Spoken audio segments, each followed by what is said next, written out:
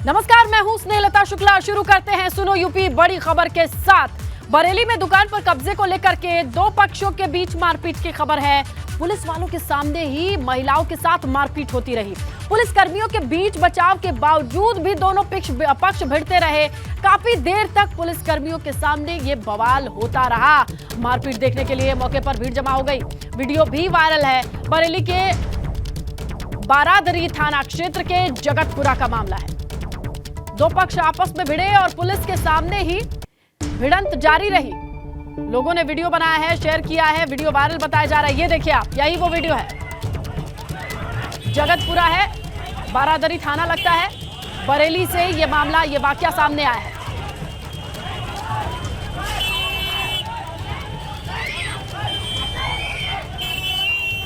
ये बीच सड़क पर हॉकिंग हो रही है। गाड़ियां आगे नहीं बढ़ पा रही हैं क्योंकि कुछ लोग एक दूसरे को पीट रहे हैं, बाकी लोग तमाशा देख रहे हैं। यहाँ पर पुलिस भी मौजूद है। बावजूद इसके बहसबाजी, मारपीट, हाथापाई सब कुछ हो रहा है।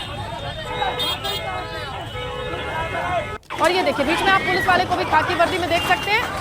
पुलिस के होते के बावजूद यहाँ पर ऐसे ही माहौल बना रहा। ये देखिए, पुलिस के सामने ही येलो कुर्ता वाले शख्स को पीटते और उधर से महिला गुत्थम गुत्था होती। जगतपुरा से ये मामला सामने आया है। दोनों पक्ष आपस में भिड़ते चले गए। पुलिस के होने के बावजूद भी किसी ने शांति नहीं धारण करी यहाँ पर, बल्कि मामला बढ़ते चला गया। बीच सड़क पर मारपीट होती रही। तमाशा देखने वालों की भीड़ जमा होती रही। दोनों तरफ गाड़ियों की कतार लग गई। हॉकिंग आप सुन सकते हैं। जगतपुर है, थाना बरेली का लगता है बारादरी। ज्यादा जानकारी के लिए रुक करेंगे हमारे सहयोगी अनूप का, आप ऑनलाइन पर मौजूद है। अनूप, जरा समझाएं कि ऐसा भी क्या हो गया कि लोग इस तरीके से एक दूसरे पर हमलावर है और पुलिस वाले भी बेबस नजर आ रहे हैं। देखिए, दुकान का विवाद चल रहा है लंबे समय से और उसी दुकान के विवाद को लेकर दो पक्ष आपस में भिड़ गए थे और फिर वहाँ पर पुलिस भी मौजूद,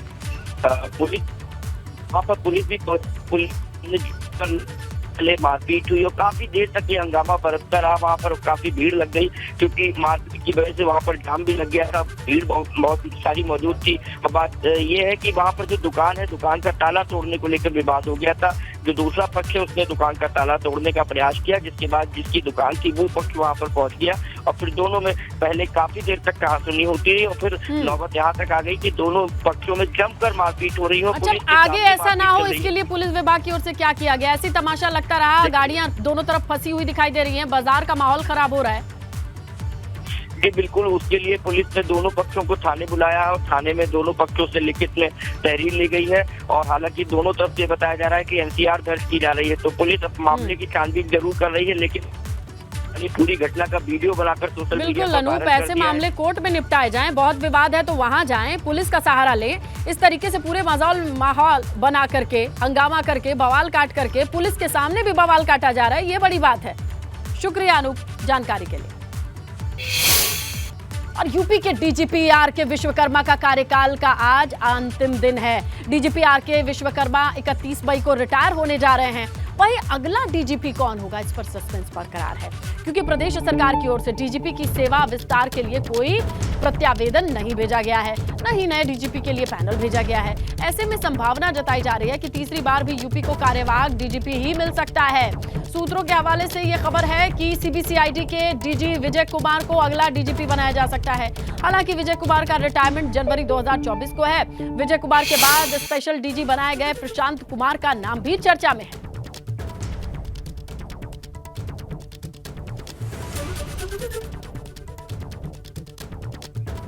चलिए सीधा रुक करते हैं हमारे सहयोगी विवेक त्रिपाठी का। लखनऊ चलते हैं और उनके पास तमाम जानकारी है। विवेक, ये सबके जहन में सवाल है, उत्तर प्रदेश में कानून की व्यवस्था को लेकर के कितने संवेदनशील बने रहते हैं सीएम, लेकिन एक डीजीपी का नाम, पुख्ता नाम, या फिर से चलेगा कार्यवाहक से काम, बड़ा सवाल हो गया है। बिल्कुल स्नेहलता, देखिए टेक्निकली कल दोपहर 12 बजे यानी बुधवार दोपहर 12 बजे डीजीपी आर.के. विश्वकर्मा रिटायर हो जाएंगे और कुर्सी उनके बाद जो एडीजी लॉ एंड ऑर्डर होते हैं, हालांकि अब special DG law and order Prashant Kumar को कार्यवाहक डीजीपी बनाया जा सकता है अगर कोई तैनाती नहीं होती है। चूंकि कल वो रिटायर होंगे, पिछली बार जब हमने देखा था कि डीएस चौहान जब रिटायर हुए तब भी कुछ दिन इंतजार किया गया, उसके बाद नए डीजीपी बनाए गए आर.के. विश्वकर्मा। इसी तरह से एके जैन को अगर हम देखें तो एके जैन जब रिटायर हुए थे, शाम को उनकी वेलकम एक तरह से वो फेयरवेल पार्टी चल रही थी। फेयरवेल पार्टी के बाद मैसेज आया कि उनको सेवा विस्तार मिल गया है, 6 महीने का सेवा विस्तार मिला था और वो डीजीपी फिर बने थे। तो अभी गुंजाइश बाकी है। हालांकि सरकार की तरफ से कोई पैनल नहीं भेजा गया है स्थायी डीजीपी के लिए, कोई ऐसा प्रस्ताव नहीं भेजा गया है आरके विश्वकर्मा के सेवा विस्तार के लिए। तो ऐसे में लग रहा है कि अब एक बार फिर कोई ऐसा कार्यवाहक व्यक्ति आएगा जो अगले 2024 तक चुनाव तक डीजीपी रहेगा। क्योंकि अगर हम विजय कुमार का नाम देखें जो 88 बैच के अफसर हैं, या आनंद कुमार देखें, दोनों ही रिटायर होने वाले हैं। आनंद कुमार का रिटायरमेंट अगले साल अप्रैल में है, विजय कुमार का जनवरी में है। प्रशांत कुमार स्पेशल डीजी जो बनाए गए हैं अभी कुछ दिन पहले, उनका कार्यकाल अभी अच्छा बाकी है, तो चुनाव तक वो रहेंगे अगर उन्हें डीजीपी बनाया जाता है तो। हालांकि 3 नाम चर्चा में हैं। मुकुल गोयल एक बार फिर से चर्चा में है क्योंकि वो सबसे सीनियर हैं, उनको सरकार ने नाराजगी के चलते हटाया था, इसलिए उनकी संभावना बहुत कम है कि मुकुल गोयल को फिर से डीजीपी बनाया जा सकता है। विजय कुमार का नाम सबसे ऊपर चल रहा है, सबसे नंबर 1 पे चल रहा है। आनंद कुमार भी चित्रकूट जेल में जो कांड हुआ था उस मामले में सरकार की नजरों से इस समय थोड़ा सा गिरे हुए हैं और उनको लेकिन विवेक ये पैटर्न तो देखिए, ADG law and order, special DG और डीजीपी की ओर आगे बढ़ते हुए एक ग्राफ सा देखा जा सकता है प्रशांत कुमार के नाम को लेकर के। कितनी संभावना बनती है? जी बिल्कुल, क्योंकि मैंने 2 चीजें कहीं इसने लेता, ना ही प्रस्ताव भेजा गया है सेवा विस्तार का और ना ही पैनल भेजा गया है स्थायी डीजीपी का। तो अगर अगले 24 घंटे, चूंकि 27 घंटे बाकी हैं, आज 9 बजे हैं और कल दोपहर 12 बजे तक 27 घंटे बाकी हैं आरके विश्वकर्मा के कार्यकाल के। कल दोपहर वो रिटायर होंगे, उसके बाद कार्यवाहक डीजीपी किसी को भी बनाया जा सकता है जब तक नई व्यवस्था नहीं होती है। और ये व्यवस्था जैसे पिछले 2 बार से चल रही है, तीसरी बार हैट्रिक होने की स्थिति है कि अब की बार हैट्रिक मार देंगे लगातार अस्थायी डीजीपी की। कल ही अखिलेश यादव ने इसको लेकर एक बार फिर ट्वीट किया है कि क्या इस बार भी अस्थायी डीजीपी ही मिलेगा। तो सरकार के लिए एक सवाल भी बड़ा है कि वाकई में अस्थायी है और इस बार का जो अस्थायी होगा वो 24 तक स्थायी या स्थापित किया जाएगा। ये तो सस्पेंस हो चुका है उत्तर प्रदेश में। विवेक, आपके थ्रू ही ये जानकारी मिलेगी, हम नजर बना करके रखते हैं। फिलहाल की डिटेल्स के लिए आपका शुक्रिया। हमारे सहयोगी विवेक त्रिपाठी बता रहे थे किस तरीके से अभी नामों पर चर्चा चल रही है। आइए सहारनपुर की खबर का जिक्र कर लेते हैं। मिहिर भोज को लेकर के यात्रा के बाद 2 पक्षों में तनाव का माहौल है। हालांकि पुलिस ने स्थिति को संभाल लिया है, लेकिन सियासी विवादों का दौर चल रहा है। जिले में सुरक्षा के मद्देनजर इंटरनेट सेवाएं बंद कर दी गई हैं। धारा 144 लागू कर दिया गया है। इस मामले को आप देखें तो सपा विधायक अतुल प्रधान को समर्थकों के साथ हिरासत में लिए जाने के बाद जयंत चौधरी ने ट्वीट करके निशाना साधा था, जिसके बाद विवाद बढ़ गया। एक पक्ष ने कल सम्राट मिहिर भोज प्रतिहार गौरव यात्रा निकालने का ऐलान किया था। मसला ये है जिसका दूसरा पक्ष विरोध कर रहा था। इसी बीच प्रशासन ने यात्रा को अनुमति ही नहीं दी। इसके बाद यात्रा का आयोजन किया गया तो दूसरे पक्ष ने नाराजगी जाहिर की।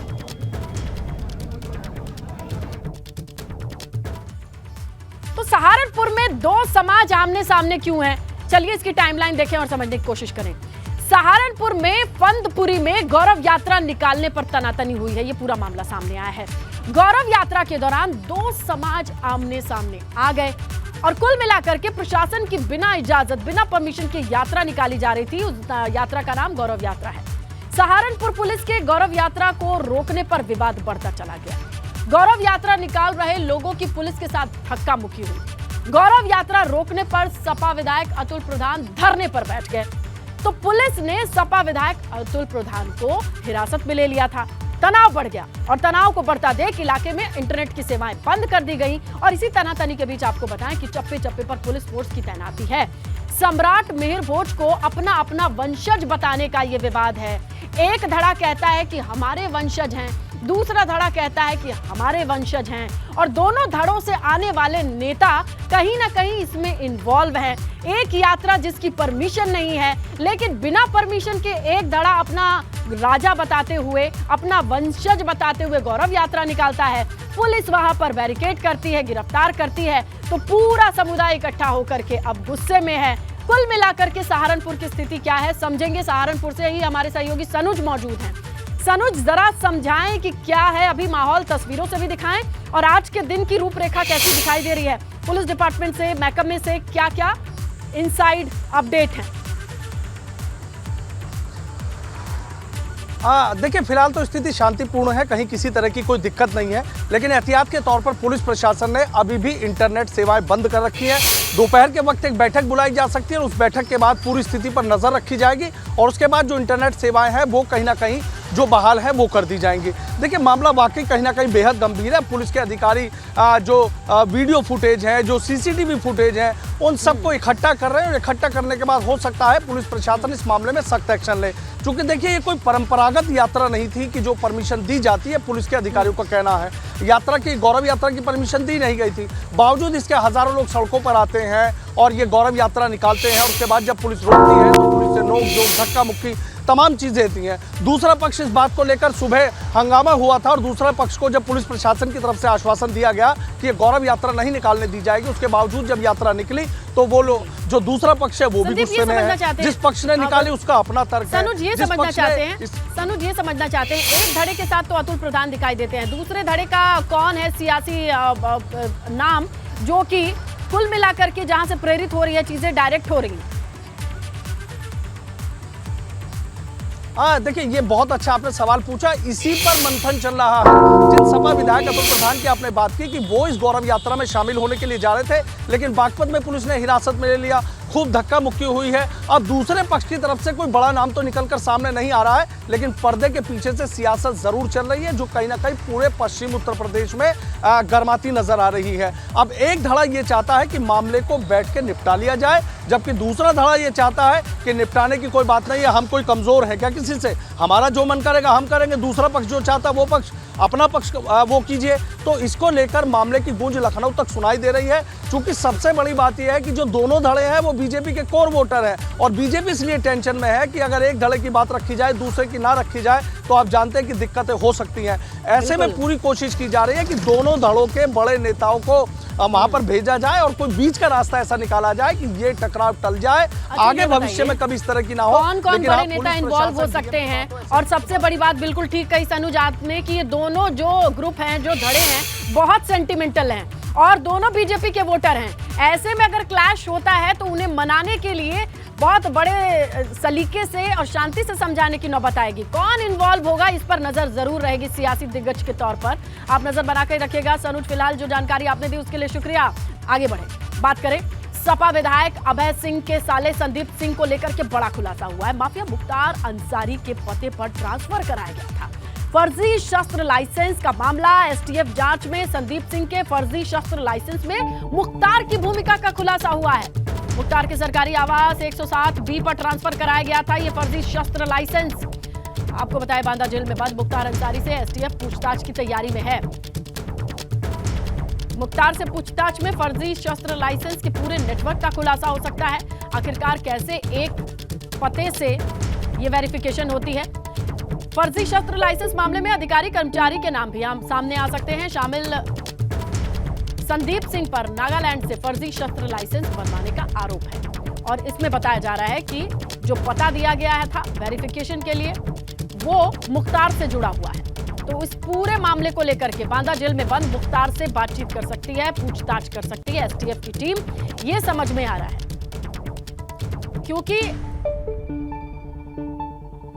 इस पूरे मामले में फर्जी लाइसेंस बनवाने का आरोप लगा है नागालैंड से संदीप सिंह पर और उनके इस लाइसेंस के बनने में, ट्रांसफर होने में मदद के तौर पर जो पता दिया गया है वो मुख्तार का सरकारी आवास B107 है, इसी पर ट्रांसफर किया गया था। तो सपा विधायक अभय सिंह के साले हैं संदीप सिंह, इन्हीं लेकर के ये बड़ा खुलासा, एक कनेक्शन सामने आया है।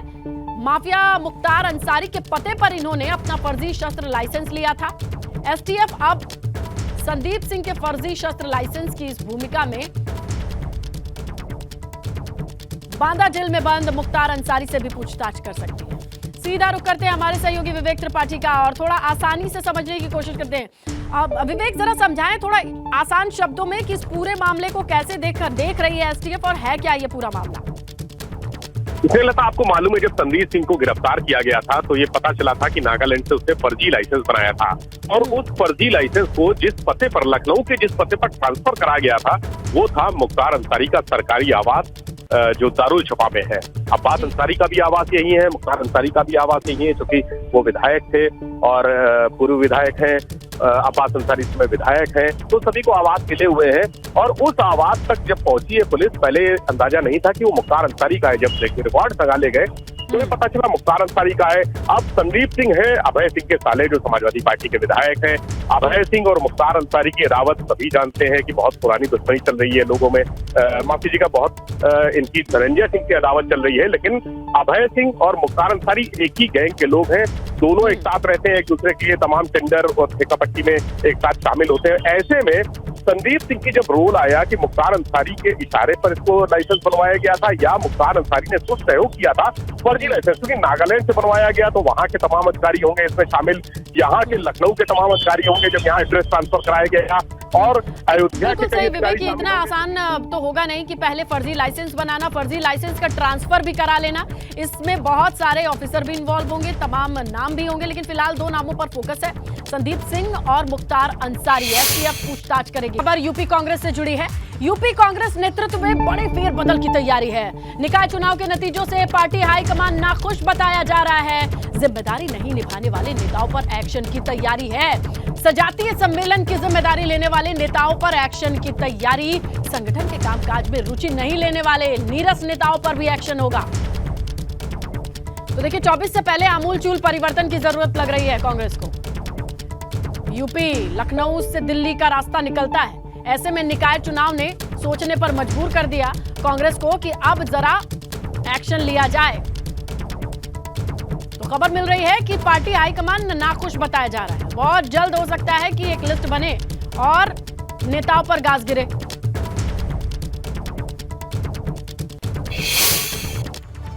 आईपीएस अनिरुद्ध सिंह के रिश्वत मांगने वाले वीडियो की जांच रिपोर्ट डीजीपी को सौंपी जा रही है।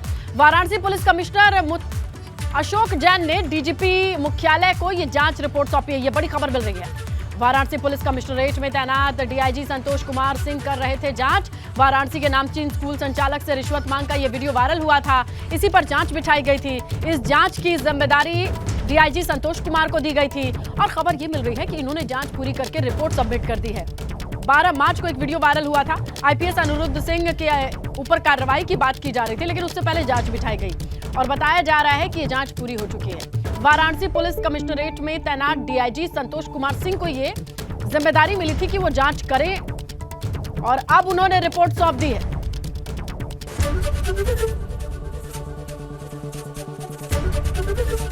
एबीपी गंगा, खबर आपकी, जुबान आपकी।